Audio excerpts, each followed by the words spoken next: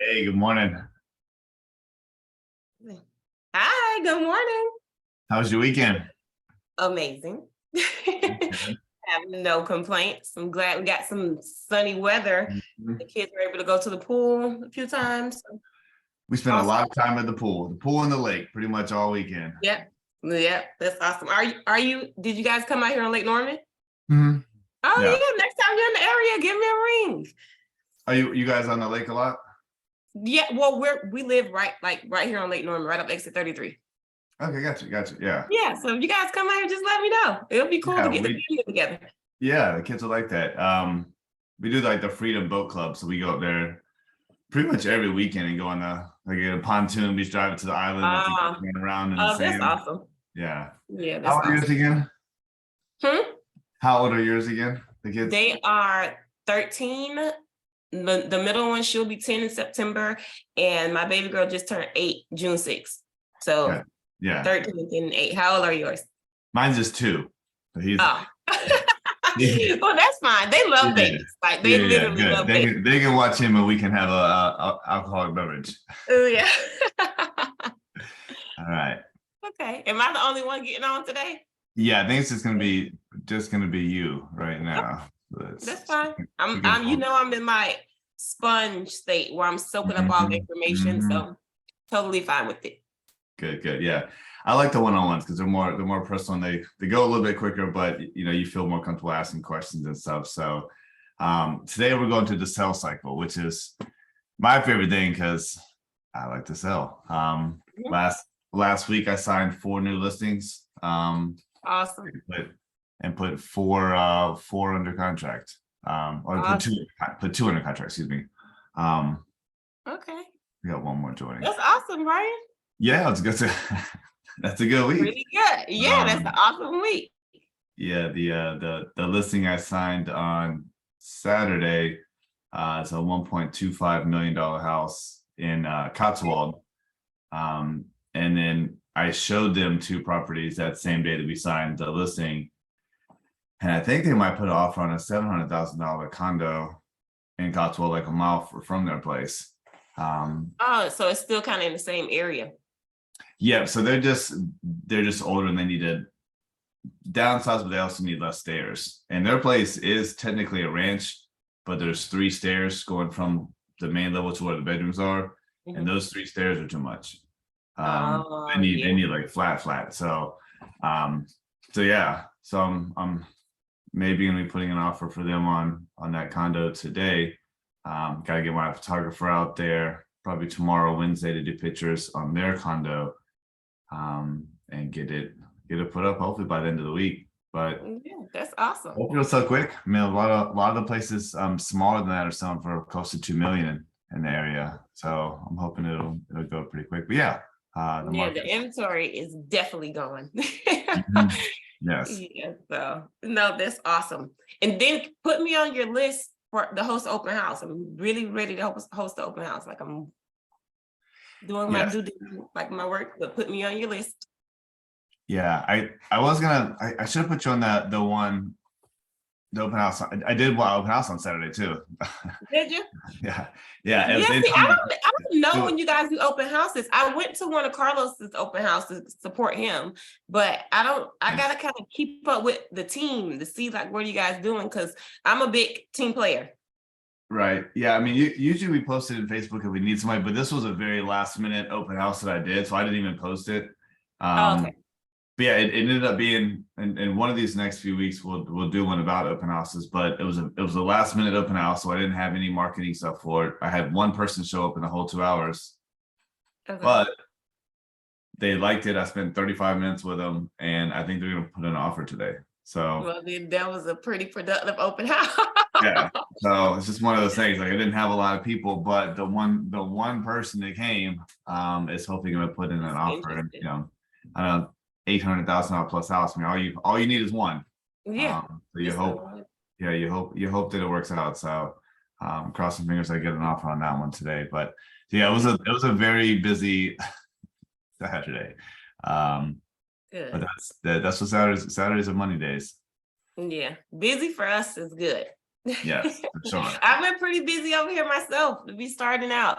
Like I'm waiting on a few pre-approvals, but I have like 4 or 5 buyers on the pipeline. Like they're all like motivated, like ready. So Good. I connected them with the lender and we're just waiting, Yeah. get the ball rolling. So Yeah. I don't know, been doing some work. Start showing the houses. Yeah. Mhm. Oh, Logan said, like, say for instance, if I wanted, because I spoke with Logan too.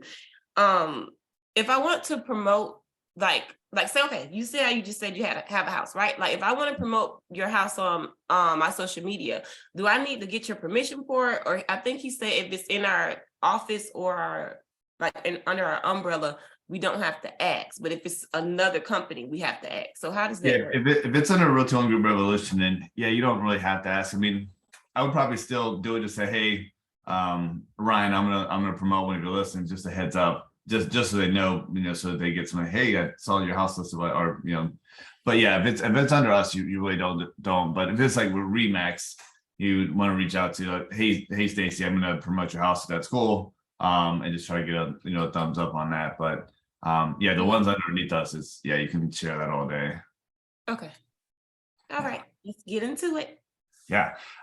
So the 7 steps in the sales cycle, handling objections and effective communication in sales, which is very important. Chris, I'm not sure if you can hear me. I saw that you joined twice. Yeah, I can hear you now. I first did it on Wi-Fi and it was breaking in and out, and so now I'm on and there's lots of background noise. I'm muted over here. Sorry. Yeah, no worries. Well, if you have any questions, feel free to hop in. Yeah, I'll jump in if I got a question. Otherwise, I'm gonna sit here and listen to you. Nice. All right. Well, today's affirmation, I love to set appointments and I love to make presentations. And that is very true about me. If anyone knows me, they know that I love setting appointments and I love going out and presenting, because that means if I'm getting in front of somebody, that means I've got at least a 50-50 chance of getting that business, if not more. And last week I was 4 out of 4, so not a bad week. So not to brag, maybe I go 0 for 4 this week. I don't know, but last week was a good presentation week. But this affirmation is huge. I mean, if you really have to be confident in scheduling the appointment, which is hard for a lot of agents. And then you also have to be very confident in making the presentation when you get in front of them, which is obviously huge. So obviously you have that already. You're very outgoing, so I think you'll be great with that. One thing about your presentations, what presentations do you have? Like, is it on the computer or are you printing? Because I was like going through our like OneSuite stuff and just seeing like we do have some listing presentations and buyer presentations, but I know a few agents are like, yeah, they don't care for it, and then I don't know, since I'm trying to feel my know. I'll just show you on my laptop. So I carry an iPad. I do everything on my iPad when I'm in front of somebody. So let me just pull up if I was in a meeting. Open up.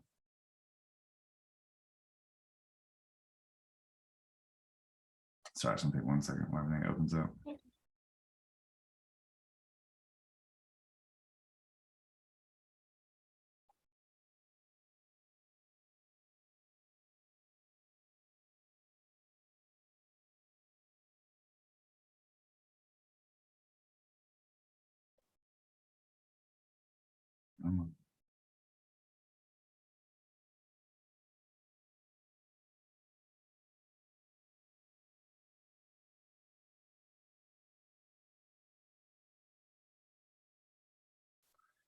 I don't know how well you're gonna be able to see this, but so this is my iPad, right? So I'm walking in, I've got my notes app. I use Good Notes 5. I've got like, you're not probably not gonna be able to read it, but it's got like the address, notes, a picture of the house, and then I can flip from that, and then I'm gonna go straight into my listing presentation. You can see that, but and I scroll through it on my laptop, on my iPad, and it's put together pretty well. I think it's super important, and then I'll go straight from that right into comps on my computer. So the 3 different apps. So as I'm when I first walk in, I've got my notes out and I'm writing my Apple Pencil and taking notes. And then once I've met with them, we've walked through the house. They like me. We built a rapport. Say, look, I've got something I want to show you. I brought some information, but first I want to tell you a little bit about me. And that's when I do the listing presentation, which I think is done very, very well. And you obviously add your own personal stuff to the listing presentation. And then from there, I go into, pricing and comps, and then go to paperwork, which is my next favorite part. But so yeah, I think the listing presentation is great. Do I show it with every single client? No, but you should definitely have it on you at all times. And I do have them printed as well. If it's in, an older couple that, can't see well on an iPad, or you have to leave something with them. But I mean, for the most part, it's saved as a PDF in Adobe on my iPad. You can do it on your computer. I mean, do it on your phone if you had to, but you should really have it with you no matter where you go, just in case they want to, maybe they haven't heard of Realty One Group, and you want to show them who we are and what we do. Okay. And the template for that we have a template for that, right? Because I think I saw it when I was like searching for stuff. Yeah, it's definitely in our setup. I can email it to you as well. I think there's a couple of different ones, but yeah, you should. Yeah, I think one of our next wrap ups is about the listing presentation, but okay. It is super important. I mean, that's what I've always taught agents. I mean, for being a brand new agent, something that can overcome you not knowing all the answers is having a good listing presentation, right? Okay. And then as you go and more information, you can kind of fill in those gaps without having to look at the presentation. But there's still times where if I'm building rapport with them and they don't know me yet, or they don't they're not feeling sure, like, let me show you my presentation. Let me show you like how we market, who we are, and how much business we do, and it'll get them to believe more in us. Okay. So the 7 steps: prospecting for leads, which is for most agents the hardest thing, right? You've got to find your lead. So prospecting is the most important. If you're not prospecting, none of these other steps will happen, which is very tough. So you have to time block and make time to whenever you have time. If you're not full time, if you are full time, whatever hours you can do each day or every other day is fine. But prospecting is the key to what we do. And then from there, prospecting, when you get someone on the phone or email or text or have your meeting with them, is asking for that next step, that appointment. So on the listing side, obviously you're saying, hey, look, I'd love to come out and see the house in person so we can talk more educated about what your house is worth. I'd love to come out so I can see the inside and outside. Like, can I stop by tomorrow at 3? Right. So you gotta ask for that appointment. On the buyer side, it's a little bit different because a lot of times you're not going to the house. Maybe they're renting now, or they're living with their mom, or whatever the case might be. So a lot of times you're meeting for coffee. Maybe you're meeting at the office, which is also a good look. But I'm also happy meeting at their apartment, even though they don't own it, right?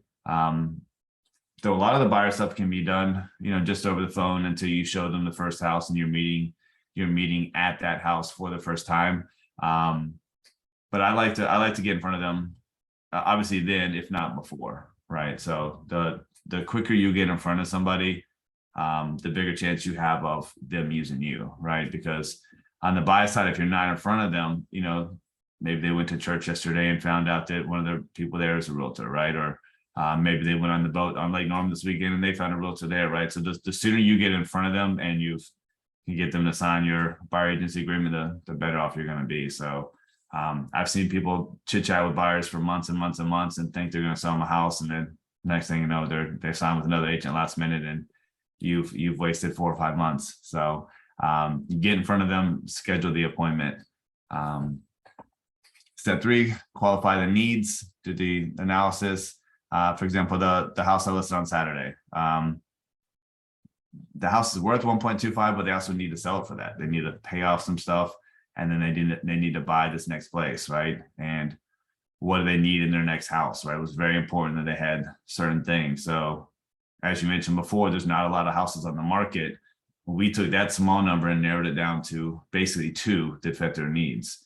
So it's tough. So you have to make sure that you're getting exactly what they need, because if not, then maybe they just don't list their house at all and they just stay where they are. And that's Yeah.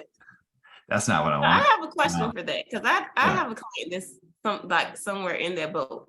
They want to purchase, but they're looking to purchase and then they're going to eventually sell. So my main goal should be finding them the house they love, right? So then that they list the house that they're in, right? I am the complete opposite. I always say let's get the house on the market Let's- first. Okay. It's list the house, then buy the house. Because the problem is if you find their dream house in this market, You're not going to I mean, wait a lot of for 'em. times, how long does it last on the market?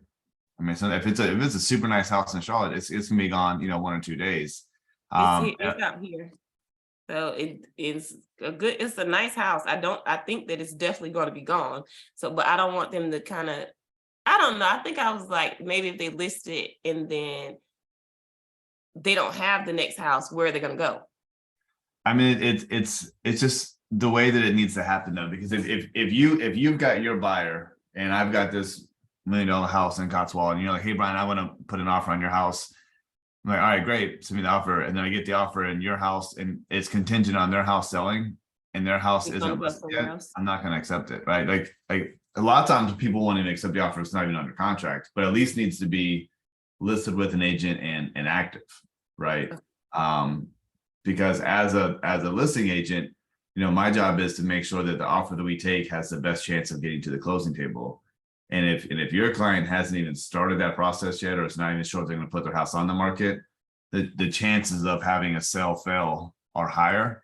And I would push my client to someone else that either doesn't need to sell or their house is already under contract.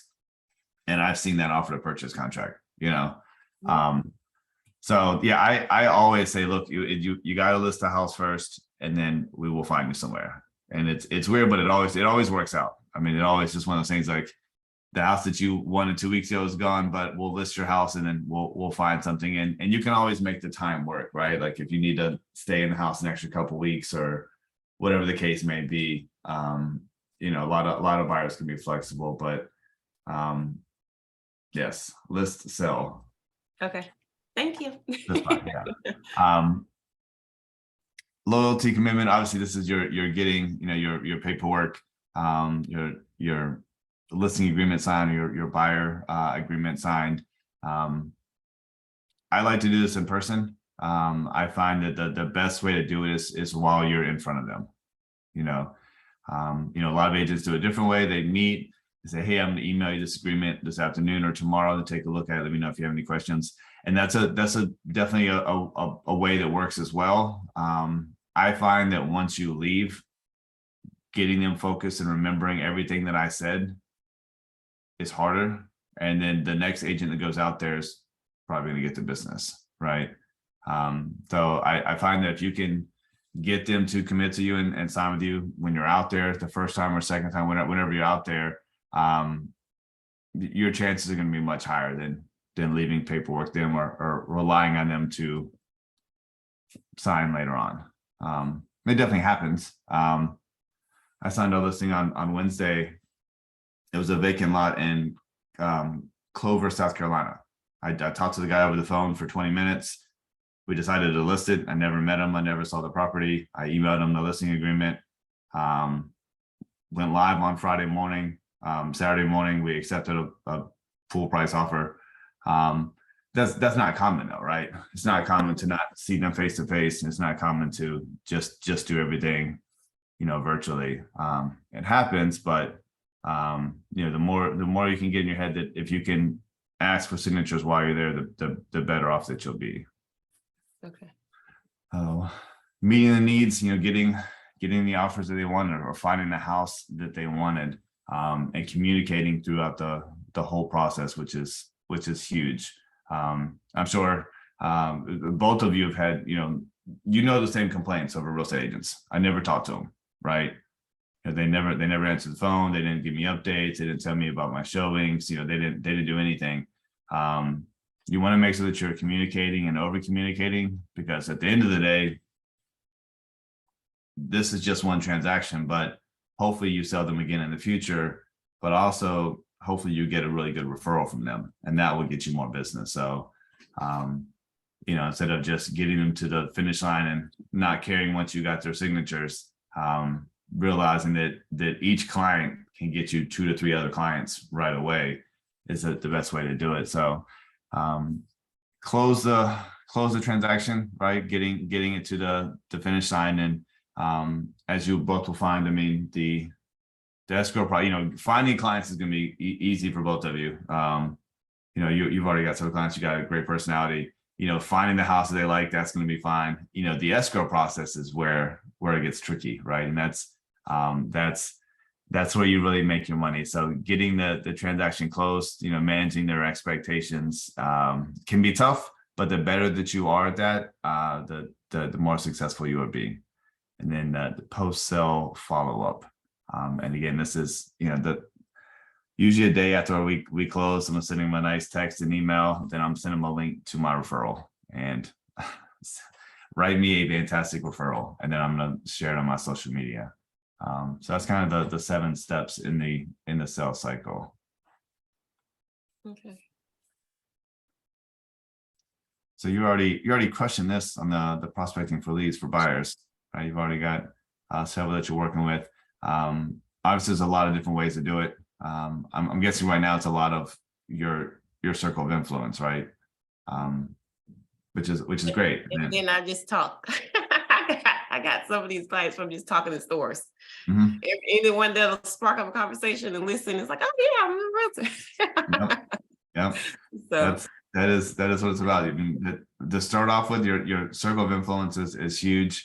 Open house is what we talked about, social media, and then just networking and just being a talker. I mean, I've got a lot of business like that too. Like just not even just be at the gym and just overhear somebody talking about, and I'm just going to interrupt them right away, right in the middle of the set. Like, I sell houses.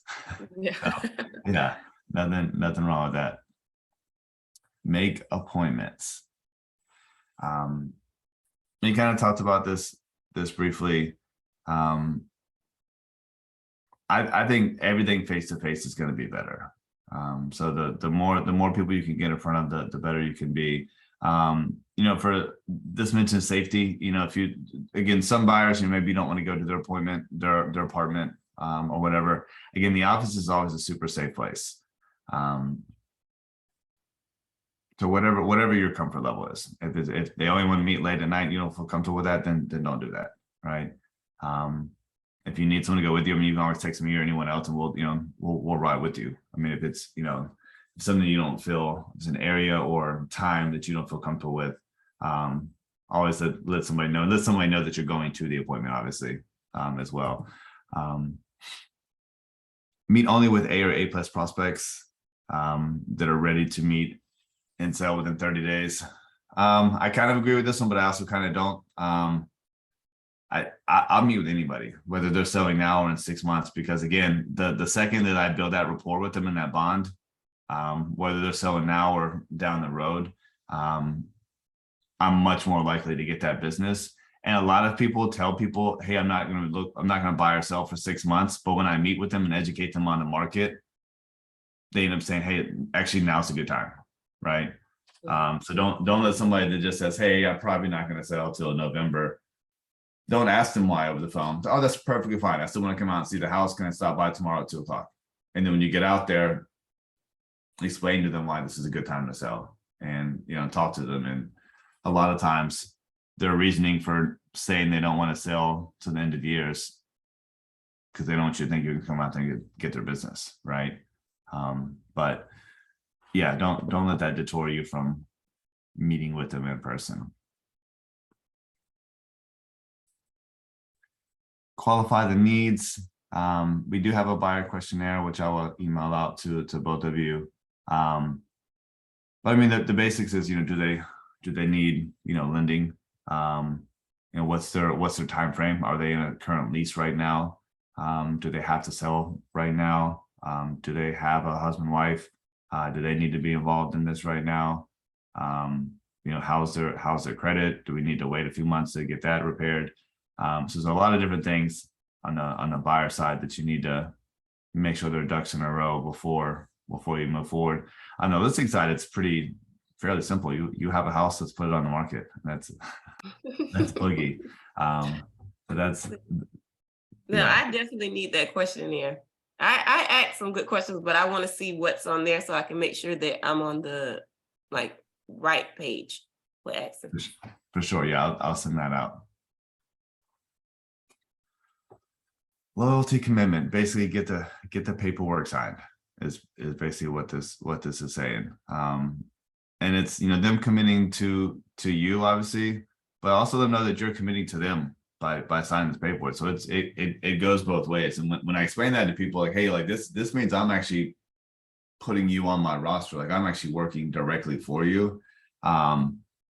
This is important. I don't let just anyone sign my paperwork. Like I like you and I want to work with you. And usually when you say that, they're gonna be like, you know what, I like you too. Like I do want to work with you. But just let them know that this goes both ways. When you explain like that, they like it a lot. Clarify the needs, understand those needs. Again, communication is the biggest thing, whether it's on the buy side or the sell side. And one of the clients I signed this week, we literally just signed the paperwork and a couple hours went by. But I told him I was going to schedule photos in a couple of days. He sent me a text. He said, hey, I want to check up and see what the next step process is. I'd rather not have to text you. I'd rather constantly get updates from you. I'm like, okay, well, this guy just wants to be, every single day needs some kind of check-in, right? And he wants to do it by text. That's fine, right? But I know, some people don't want to be bothered unless you have something. Some people only, a lot of older people, they only want to be called. Like I don't know how to text. I don't want to text.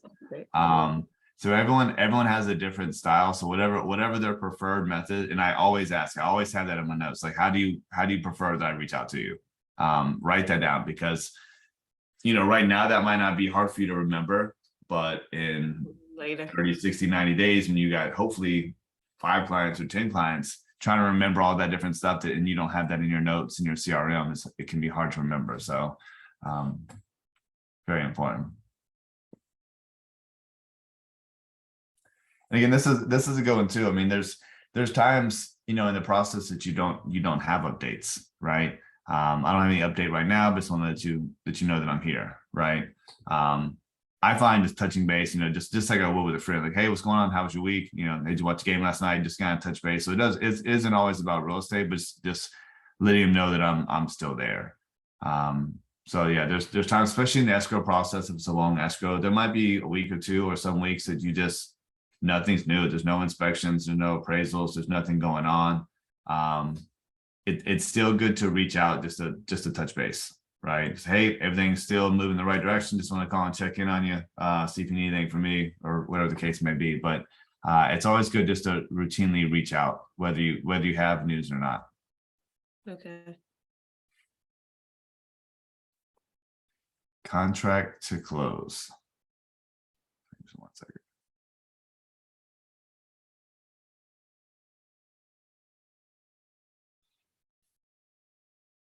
Yeah, and people do love this. And I tell this every single time, like, look, I'm not just going to get you an offer and then disappear. Like I'm going to get you to the closing table, right? And that's something I feel like most people are concerned about, is their agent disappearing once they sign an offer. Yeah, I don't get paid unless you close, right? So that's very important that they know that, and that you're going to hold their hand through the whole process. And I say that to people, whether they've sold 0 houses or they've sold 10 houses in their life. I'm going to hold their hand through the whole process and get you to the closing table. Because that's another reason why a lot of people are hesitant to sell. Like they think it's going to be very stressful and it's going to be hard on them. So look, I'm going to handle the whole process for you. It'll be smooth, and I'm going to guide you through the whole way. And they will very much appreciate you letting them know. Post-sale thank you gifts. Everyone does a little bit different. Some people are champagne. Some people do like branded stuff, obviously. A lot of different ways to do it, whatever your style is. Definitely ask for feedback. That's definitely the most important one to do right away, is to get a nice review, share that, right? So the big thing is you're just constantly sharing stuff on your social media, right? So you take a listing, so you're posting coming soon, right? Then live, right? Then under contract, and then sold, and then a review, right? So from one listing, you can have 5 posts, right? That's crazy, right? Yeah. Good, though. So if you do 1 or 2 of those a month, I mean, you're posting every couple of days, right? So so as opposed to you posting on your social media, like, hey, I'm a realtor, is anyone trying to buy or sell? You can just post, got another house under contract. Here's a review from my last sale, right? So you're not even like bugging them, you know, you're just posting stuff. And you'll find that you'll get great feedback from that. Go ahead. And where do they write those reviews? On Rate My Agent, or is it on our website? On Rate My Agent. I normally use Rate My Agent, and then I have Rate My Agent set up where it automatically posts on my social media like every Thursday. Oh, It just does it automatically. Yeah, but or you know, screenshot, put on your Instagram, whatever. I mean, just share it as many ways as you can. Yeah.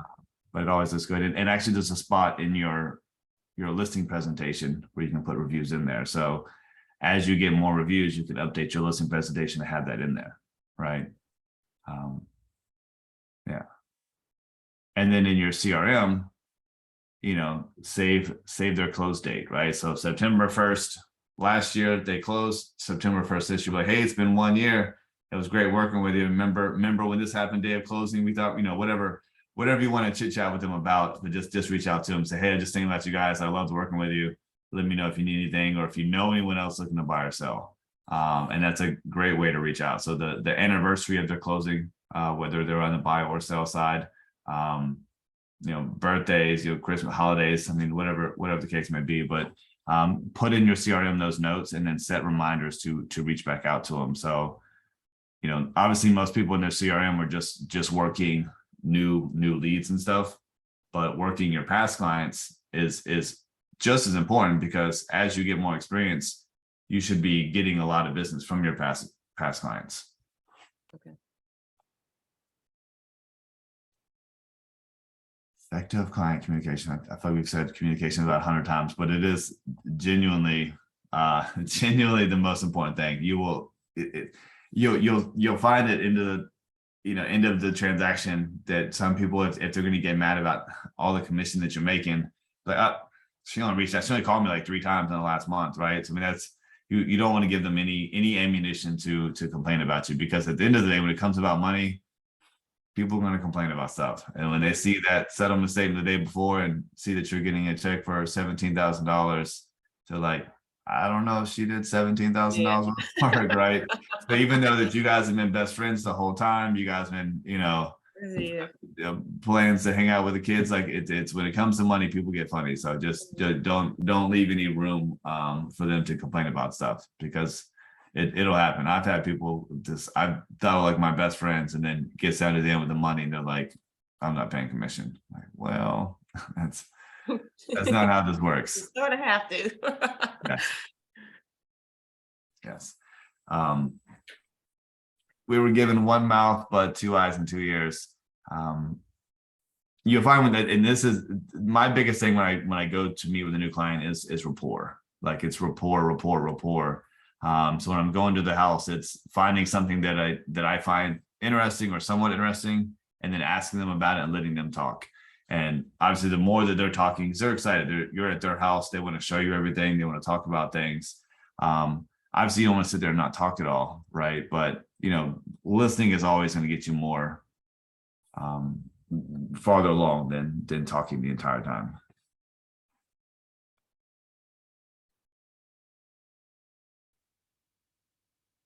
Objections. I mean, obviously, you're going to get objections. I find that if you build more rapport, you get less objections, right? And if you're asking the right questions in the beginning, when you get down to the end and you're asking to list their house, if you've already handled all those objections up front, then you're not fighting with them at the end. The problem with fighting objections at the very end is, what can you give up? Mm-hmm. The only thing to go down on this is the commission or the sales price, right? So you'll find as you start meeting with clients, and we'll talk more as you started doing like listing presentations and stuff, is like the process of weeding out objections throughout the whole process. When you get down to the end, it's really a yes or no, not I'll do it if you drop your price to 4%. right? Because you don't want to be in that situation where you're always negotiating your commission as opposed to them just signing the paperwork. But you're always going to get objections. Everyone gets them. I still get them as well. You're going to have people ask that, and just because they ask if what your commission is that doesn't necessarily mean that they want to lower it, right? I just sold a lady. She was a realtor for like 15 years in Virginia, West Virginia, and she asked that question. I was with her and her husband, and I said I choose 6%, and she said, "Well, I used to only charge 5%," and I was like, "Oh, that's great." And then I didn't say another word, and then her and her husband looked at each other and like, "Okay, we're fine with that," right? And I could have took that as, "Oh, well, I'll do 5 too," or I'll do 4, right? Yeah. I mean, I could have easily been like, maybe I should say, but they never said they weren't okay with that. They were just asking about it, right? So the first objection is almost never the actual objection, or just because they ask a question doesn't mean it's an objection. So that's something that really throws people off, and it's people are very quick, because obviously if I would have said 5, they've been super happy, right? That would have been like $4,000 I would have saved.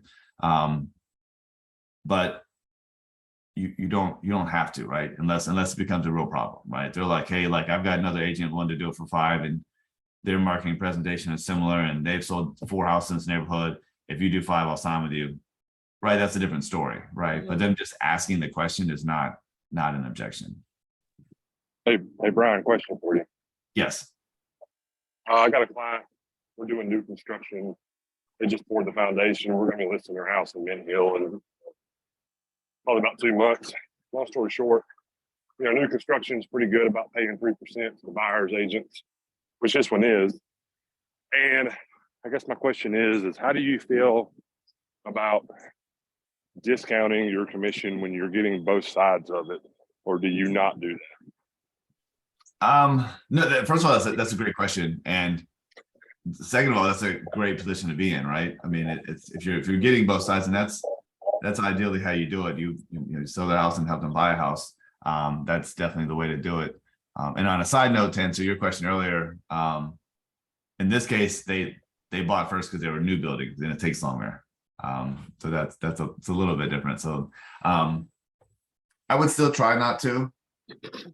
I basically explain it like this. North Carolina, sellers pay commission and buyers pay closing costs. The good thing is when we sell your house, you are paying the commissions, but when you go to buy, you're not paying any commissions, right? So it works out even, and that's usually how I explain it. And they're usually pretty okay with that. If they're buying, unless they really get in the weeds and say, hey, like, since you're getting paid on that side as well, we want a discount here. But at the end of the day, understand that when you're discounting the price, you're also discounting what the buyer's agent's going to get for that house. And you just got to let them know that, hey, like we want to list your house at the right price. We want to market your house at the right price. But we also want agents very excited to put an offer on your house because you're going to get paid. And the lower we drop that commission, not only does it come out of my pocket, but it comes out of potential listing agent's pocket. And if we're going to get less offers because you're offering them 1% less, does that mean we're getting offers for 20 grand less, right? That brings another question. Actually, I'm seeing more and more common that, I know the Raleigh market was like this, but I'm seeing more and more common that the listing is getting 3.5 and the buying is getting 2.5. Whereas it used to be more of a 3 and 3 split, right? Yep. So everyone does it differently. So that's actually how I do it. I normally do 6%, and then I take 3.5, and the buyer's agent gets 2.5. I like that because I'm more on the listing side, but that is fairly common. And if you're listing it and you're putting more money into it, I mean, I feel like that's perfectly fine to do. And obviously you're welcome to do that here. As long as you're comfortable explaining it to your clients. I've never had a pushback that, hey, like I work harder, I spend more money like marketing the house. So I charge more. But you really don't want to go below 2.5 on the buyer side because you want them to be excited to buy the house. Is usually how I explain it. Oh yeah, no, I'm not disagreeing. I'm just getting your perspective on it, really. Yeah, I think it's great. I think it's great. I mean, if you feel comfortable doing that on the listing of their house, then yeah, I mean that's even better for you. And that's great that on the new construction they're offering 3%. During COVID, the market was so hot, they were actually dropping that. You saw sometimes new buyers were doing $1,500 to the buyer's agent, which is like, what? No. So now the market's shifting a little bit. They're kind of getting back to, that 2.5%, 3% or a flat rate. They might say, hey, it's a $500,000 house. We're going to give the buyer's agent 18,000. Don't set up a percentage. So, but a lot of times you can negotiate that as well. So I just ask. I mean, I know it's kind of not a unique situation, but not everybody's buying new construction and also selling a piece of property. So it's a good position to be in. But definitely. like I said, the builder's paying the 3%, and new construction, at least in my couple experiences, is fairly easy on my part as a buyer's agent. I just make sure paperwork is right, but a lot of things aren't really negotiable. And I just try to, make sure things are getting done properly, and sometimes have to, mildly argue with the sales rep about things to make sure that they're done right. And because of that 3%, and both houses were 500-ish range, I shouldn't feel guilty at all, but I'm like, well, 3.5% listing plus 3% on the buying side. And so I just, yeah, I wouldn't feel guilty. I mean, I totally get you. I mean, if your conscience is getting in the way and you feel like you should give them a discount, but again, you have no idea what that transaction is going to be like on that listing side, right? I mean, it could be a lot more work. It's a very valid point. Yeah, unless they're just definitely like, hey, since you're getting both sides, we want a discount, then I would stick to what you normally plan on doing. Okay. Is the way that I do it. Yeah, what a nice little flex. You got two $500,000 transactions. I like that. I'm not trying to flex. I'm just saying, like, I'm just kidding, obviously. Yeah. Hey, listen, it was very because the guy who listed 1 million something other, over the weekend. Stop. This has been in the works for like 8 months too, though. So Brian, I do have a question. So I've had a kind of objective already. I have like 2 people there. They're kind of like toying around with wanting to list their properties, right? But they're worried about interest rates. So like, I don't know, because I don't know. I guess interest rates are high from what they're saying. And how do you feel about that? Sell the house. Yeah, I mean, I was like, I'm gonna figure out a way to get them ready. So first things first, like, hey, let me just come out to the house and take a look, right? Let me run some comps to see the house in person and see if the numbers even make sense. And then when you get out there, just educate them, like, hey, like, where we are right now, it's still a good time to buy. The rates are a hair high, but if they end up staying these rates and they are what they are, at least you're buying and you're building equity, right? And if you buy now and the rates go down, then you can always refinance, right? But your house is worth this much right now in today's market. I don't know what the market's going to be like in 2 or 3 months, right? So that's kind of my pitch. It's like, right now, this is what you're worth.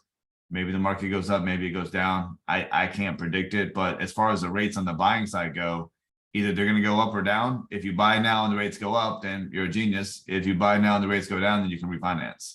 But either way, buying a property, you're building an equity from the day that you buy it. So, and some of our lenders have very, very good buy versus rent, or or sell now or wait. To what you would make if you bought the house now, if you waited a year from now, and if the house appreciates just 1 or 2% and you have an extra 20 grand in equity, right? I mean, you're actually making money versus, not worrying about the rates. But yeah, so there's a lot of ways around that with the rates. Okay. I think we'll get you in front of more lenders, and so you can kind of hear their expertise on that. And one of the next rev ups is on the lending side. So I think it'd be good for you to hear more of that, but sell the house. I was like, I'm gonna figure this out. I don't care if I have to ask Yeah. everyone on my team. I actually I have coffee with a lender tomorrow. Nice. Very good. So I'm figuring it out. But that is something I've heard like a few times. So I'm just like, okay, let me figure out how to get that listed. So the funniest thing is having to buy the house, date the rate, or marry the house, date the rate, or something like that. I don't know. I think I know what you're talking about. I think I saw that. Yeah, I'm sure you have. Okay. The most overlooked step. The close. The most overlooked steps and avoided in the process is asking for the business. Do you understand what this means by the close? Is like when not the close of the house, but the close of like closing the deal, asking for the paperwork. So this is where a lot of people are uncomfortable the first couple of times they do it. And Chris, maybe the first couple of times you did it, this was uncomfortable for you when you're in someone's home and you've done your listing presentation and you've met with them, and then you get down to the end and it's just kind of like, so do you want to sign my paperwork or do you want to list the house? So where do we go from here? Yeah. So what's up? So it can be awkward. But for me, I'm asking closing questions throughout the whole process. Even when I first get there, like, hey, like this front door, it's a little hard to get to. Maybe we can put the lockbox on the back of the house, right? I'm getting a chicken head yes from that.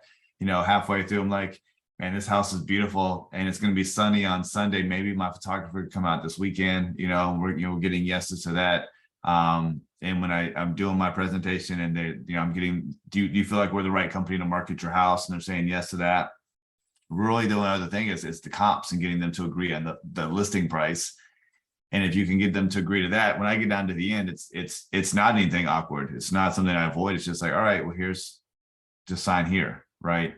It's more of an assumptive close because, I've done everything I need to do, and they've agreed with everything. So it really depends on how you set yourself up for it. But no matter how you do it, you have to ask for the agreement. You have to ask, and it can be awkward. And the first couple of times, you'll see agents get back in the car and call me as soon as they get in the car, like, hey, it went great, awesome. Did you get paperwork signed?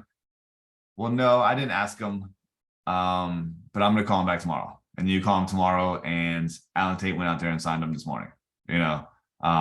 So. People move on emotions, so they may be good and ready to go then, and then something happened that night or that morning, and now they're unsure or something. Like, no, it's just best. And believe it or not, people appreciate when you just ask for the business, right? Because they don't know how to do it. They're just as awkward as we are, right? They don't know, like, they're not even just like, hey, like, can I sign your paper? And they do sometimes, which is nice. But that's not the normal case, right? Like, so sometimes you just taking control and say, hey, look, we're going to go and get this set up. I'm going to have you live on the market next Friday. We're going to do photos on Tuesday. I'll come out with a lockbox and sign on Tuesday with my photographer. I just need you to start signing right here and we'll get started, right? And that kind of approach is going to do a couple of things. A, it's going to make them feel comfortable if they're ready to move forward. But B, if there's an objection, they've got to tell you, right? Because it's either give me the objection or sign the paperwork, right? So that's kind of my approach. But you'll figure out everyone has a different style, but at the end of the day, just make sure that you're asking however it is that you ask.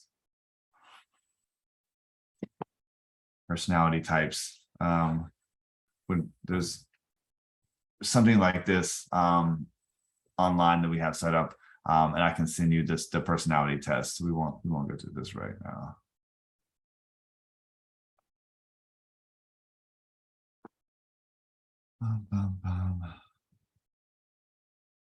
Yeah. So yeah, that's pretty much it for the sales cycle. Yeah,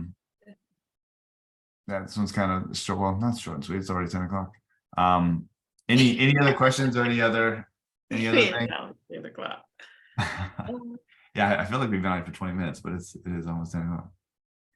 Yeah, good times with good people. So time. That's right. That's right. Well, yeah, if you have any, if you need any help with those buyer clients, enjoy the meeting with the lender tomorrow. Those are always super helpful.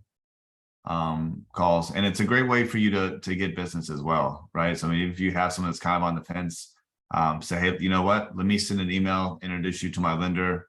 I like them, I trust them, even if you've never used them before, right? Like this is my lender that I use. You'll love them. Send an email, get them in the process and filling out an application. Once they're doing that, I mean, they're going to use you, right? If they get approved, if he or she sends them a pre-approval for 350, they're gonna buy a house, right? Mhm. You know, So but they don't make them sign the buyer agency agreement first before sending them to the lender, or just kind of go with the flow of it. Like, I mean, it really depends on what rapport you have with them. On the buyer side, it's so different just because I mean, it depends on where you got the lead from. So if if you've known them the whole time, that's different. If it's a lead and you've called them 50 times to try to meet with them, have you already shown them houses? Have you not shown them houses? You always want to get them to sign the working with a real estate agent right away, right? So that's an easy way to get them in a habit of signing things. So a lot of times I'll send over the buyer agency agreement as well with that. But yeah, I mean, if I don't have that signed, I never fear that the lender's going to take my lead and give it to someone else, because they won't do that, or you won't use them again. exactly. So I wouldn't worry about that. And the good thing about that is if they get them approved, they're gonna not force them, but they're gonna be like they're putting you back in the game. And even if I've had people that I've sent to a lender and they weren't approved, and I completely forgot about that person. And 6 months later, that lender calls, say, hey, I've got Mike ready to go for you. He wants to see houses this weekend. I'm like, oh, I didn't even remember that, right? So they'll send them back if they're not approved to start with, when they do get approved. So having a good lender is very nice. So you should try to have 2 or 3 in your pocket. Just different people like different styles. So yeah. Okay. That's awesome.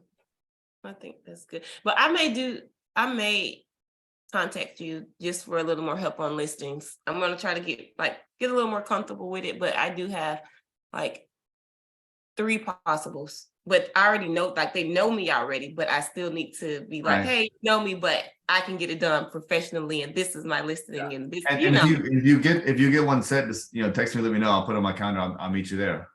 Okay. Yeah. That'd be awesome. Yeah. I'll help you through the whole process. Yeah. So yeah, just let me know. And then if I get an open house this weekend, I'll let you know. Okay. You're first on the list.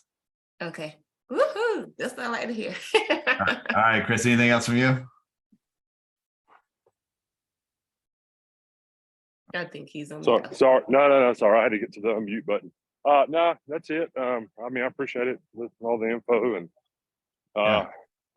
right, wrong, or indifferent. I know for me, in the short tenure I've been in the real estate, I have learned what I consider the hard way. But I personally will meet with somebody and I will show them houses one time if they are not pre-approved to meet with them, kind of thing. Like if I just get them and they're like, hey, I want to look at this house, I'll meet them, I'll chat with them, stuff like that. But I got burnt early on showing people houses who weren't pre-approved repeatedly, and then they couldn't even afford to buy houses, or they couldn't get pre-approved for what they thought, or if they were like, well, I don't really want to get pre-approved because I don't want them to run my credit, which was I was eager for any business when I first started. Right, of course, yeah. I was willing to ride the wave, but I realize now, like, my time is money, and I'd rather do nothing and sit on the couch than burn the road up and waste my time on somebody who's very flaky. It doesn't mean I want to invest in them from afar, but until somebody's serious about wanting to get pre-approved, I don't continue to go out and do stuff with them. And that's just my 2 cents. Yeah, I mean, everyone's a little bit different, and each person's a little bit different. I mean, I've had people I've shown a dozen houses to, and they were pre-qualified, but then when it came time to get pre-approved, they actually couldn't get it pre-approved, and I've wasted some time like that. But I've also had people that told me that there's no way they can get approved, and I've driven to Hickory 4 times and wasted months with them, and then they end up buying a $500,000 house, right? So it's kind of a fine line. It really depends on what time you have available as well. I mean, if you've got a lot of other stuff in the pot, then maybe you're not going to spend much time with somebody that you're unsure with. But yeah, no, I mean, I can see that too. And I think, Yeah. like you said, it's a situational. I consider myself to be a fairly decent judge of character. So I figure out Right. pretty quickly whether somebody has no idea, which I have no problem educating them on the process of buying a house and pointing them Right. in the director of a lender. But I don't know, I had a client who was kind of hesitant about getting pre-approved. I sent them to 2 different lenders, and both times they were like, well, I don't like what they gave me. I'm gonna talk to a different lender, which basically is their way of saying they didn't get pre-approved for what they wanted, or they didn't like Right. it, or they couldn't, and but no. Yeah, you'll definitely have that. I think every situation is a little bit different. And like you kind of have to judge on what you think they're going to move forward with, or they're just wasting your time. And there are definitely people that are just tire kickers and have no intention of buying or can buy. Right. But I usually walk that line pretty tight until I know that they can't buy. I'm a road warrior. I'll drive the Hickory as soon as we get off here if I have someone that wants to meet, even though I think there's a slight chance that they might sell or buy. But yeah, if after a couple of times they're not, then yeah, I tend to cut people off as well. So yeah. Okay. Well, if you're driving, if I have a client at Hickory, I'll send them to you, because that's Yeah, about send an 'em. hour and change for me. So Send them to me. I got one. I got 2 in Statesville right now too. I don't Oh care. yeah, see that's none of that is that far from me because I'm right here in Mooresville. So all of that, like that area in Salisbury. Oh, I'm in Indian Trail, so I'm on the whole opposite side. Oh, you're on the opposite side, Chris. Yeah. Yeah. Well, you guys have a great Monday. If you guys need anything, obviously you don't have to wait till next Monday to reach out to me. You guys have my cell and my email, and feel free to reach out anytime. If not, then I'll see y'all next Monday. All right, thanks, Okay, Brian. thank you. Have a good day. Yeah. Bye. Bye.